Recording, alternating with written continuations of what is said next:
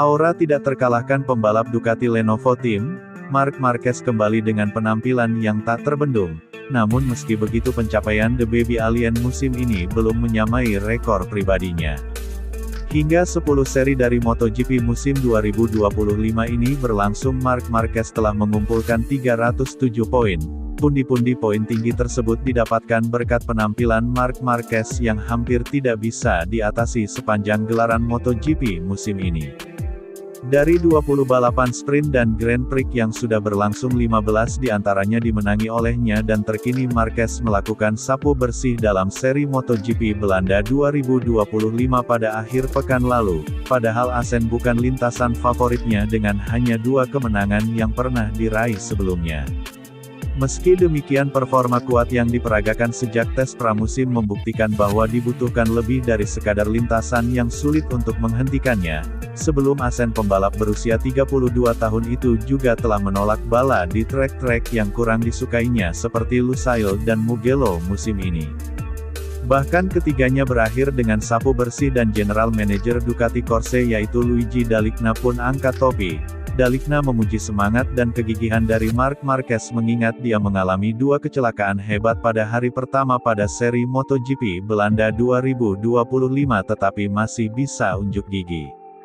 Soal jaring mematikan yang tidak bisa dihindari, performa Marquez musim ini sebenarnya bukan yang terbaik dari sebelum-sebelumnya. Sudah jelas bahwa paruh musim terbaiknya terjadi di 2014 ketika dia memenangi 10 balapan pertama saat itu dan rekor baru di MotoGP. Kalau ditelisik lebih jauh, Marquez rupanya juga belum menyamai musim terbaik keduanya yakni pada 2019 dengan 210 poin hingga 10 seri berjalan. Saat itu dia hampir selalu finish di posisi 2 besar dan meraih 6 kemenangan bahkan bisa 7 andai tidak terjatuh saat memimpin balapan MotoGP Amerika.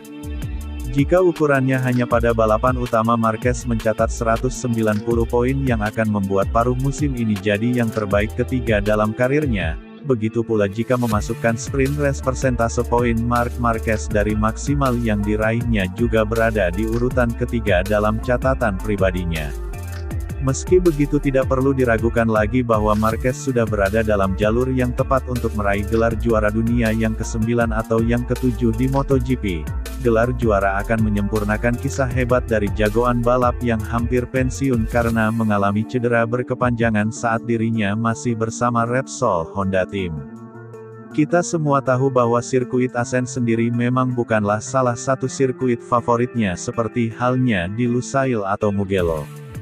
Namun seperti minggu lalu ketika Marc Marquez memutuskan untuk memimpin jalannya balapan, maka dia melakukannya kemudian tetap berada di sana dan menjauhkannya jika perlu, meskipun tidak 100% pada akhir pekan ini karena dia mengalami 2 kali kecelakaan keras pada hari Jumat, namun dia masih berhasil menenun jaringnya yang sangat mematikan, dan bahkan tidak ada yang bisa dilakukan lawan-lawannya untuk menghindarinya, kata Gigi Dalicna, sebagaimana dilansir dari Speedweek.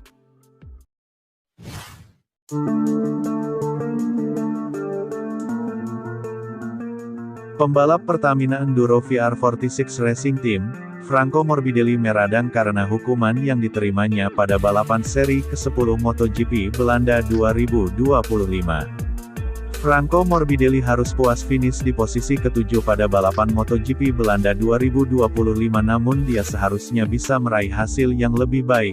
Pasalnya hingga sisa 5 lap dari balapan berdurasi 26 lap, Morbidelli menempati posisi ke-6 tepat di depan rekan setimnya yaitu Fabio Di Giannantonio.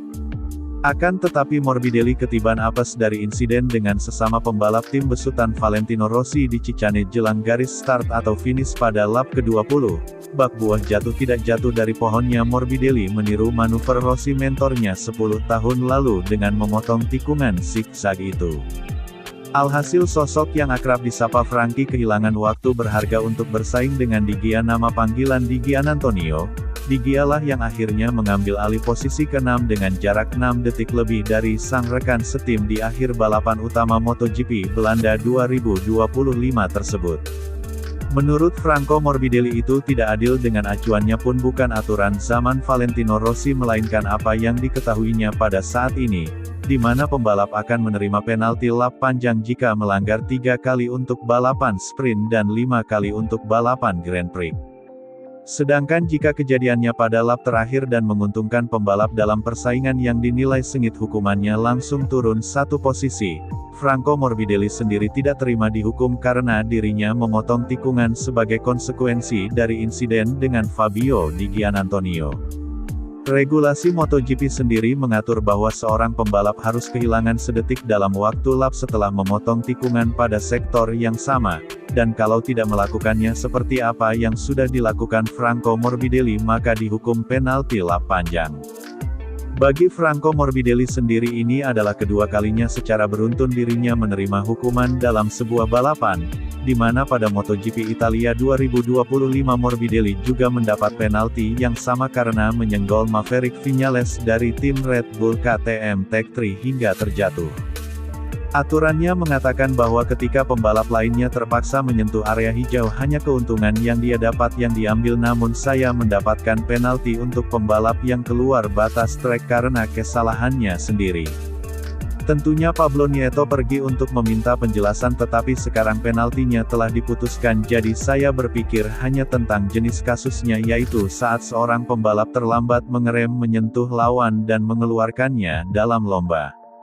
Kami juga membicarakannya dengan Simon Cravar selaku kepala steward MotoGP dan itulah kenapa saya dihukum di Mugello, untuk kasus yang sama tetapi dengan langsung saja lagi-lagi saya yang menerima penalti, jadi ini sangat menarik, kata Franco Morbidelli, sebagaimana dilansir dari GP1.